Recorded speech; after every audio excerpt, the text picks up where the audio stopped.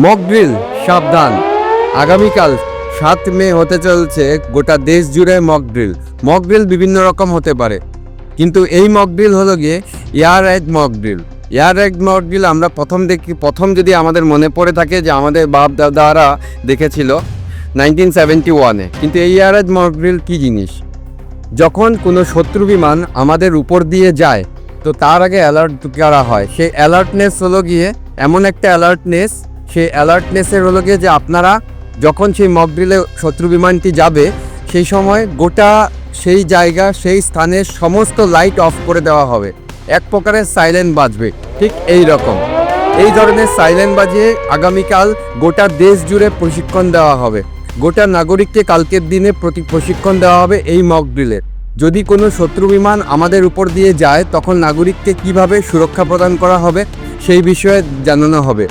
আর একটা জিনিস, এই মক ড্রিলে পার্টিসিপেট করবেন সাধারণ জনগণ। হঠাৎ করে রাস্তার মধ্যে লাইট অফ করে হয়ে গেল বা রাস্তার মধ্যে সাউন্ড বেজে উঠলো, এই সাউন্ডটি হলো গিয়ে ঠিক বিমান যখন চলে উপর দিয়ে যাবে সেরকম। তো ভয় পাবেন না, এটি একটি সাময়িকভাবে একটি প্রশিক্ষণ নাগরিকদের জন্য।